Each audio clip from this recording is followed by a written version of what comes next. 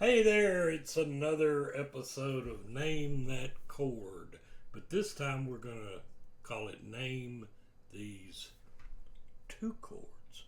But before we get to that, yesterday, once again, it was Tim Wright, and he listened to me strum and figured out the C chord. Now, remember, and these things I say for tidbits of guitar can always be uh, debunked or changed as you advance yourself in guitar theory and such. But a chord is basically three notes. One, two, three notes. You can even see with the C chord, there's three notes. Now, that doesn't mean that you can't strum all six strings because some of those notes in the C chord are going to repeat themselves. But we're dealing with open chords. And what I've dealt with, I've done a G major chord and yesterday a C major chord, and kudos to Tim Wright. He's gotten two in a row. It's really hard to distinguish a chord. And why is that? Well, a lot of guitarists figure out notes in simple little melodic lines as they're playing one note and move to the next because they've established patterns from scales.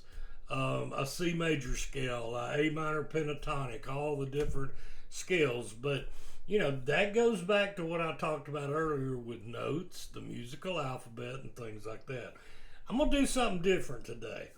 I'm going to pick a chord key and I'm going to play the major chord and right behind it, the minor chord. And that's going to take this a step further. If chords are made up of notes from a scale. Most major chords consist of the root note, a major third, and a perfect fifth.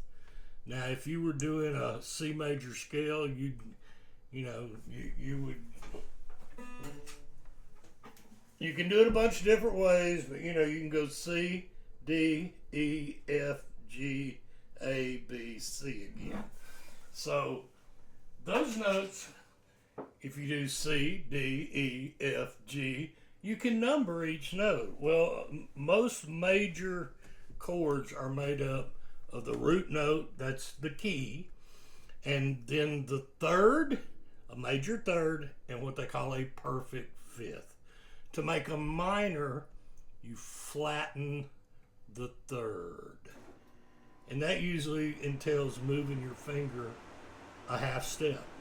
So, or a semitone, whatever you want to call it. So, I'm going to play this chord, and it's going to be a this major and a this minor in the same key. So, let's see if you can figure it out. And I'll tell you something else I'm going to do. This is how, when you get a guitar, this is a Martin Triple O Jr. I love it. It's smaller than a Dreadnought. But it's still got great projection and sound. But this is how I decide if I'm going to keep a guitar or I'm going to trade it back in on something else.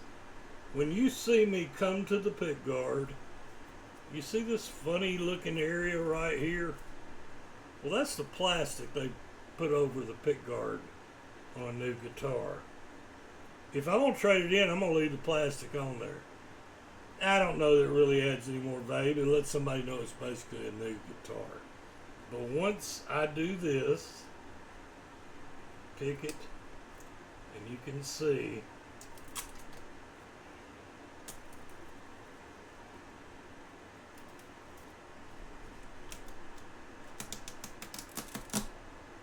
that means this is a keeper. Now, on an electric guitar, you got to take it off the pickups, the pick guard. It's a lot more entailed. But anyway, okay, we're going to do a major followed by a minor. I'm going to strum it 2 or 3 times, I'm taking the headstock and the guitar down low where you can't see it. Name these chords if you can. The major will be first, the minor will be second. Put it in the comments.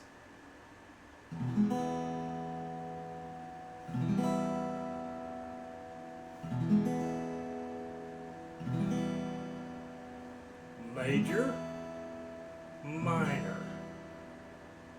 major, minor. Some people say a major chord makes a happy sound and a minor chord makes a sad sound. Well, let's do it again. Here's your major. Here's your minor. Happy, sad, happy, sad, major, minor. There you go. All right, put it in the comments. Hope you have a blessed day, and hey, thanks for watching.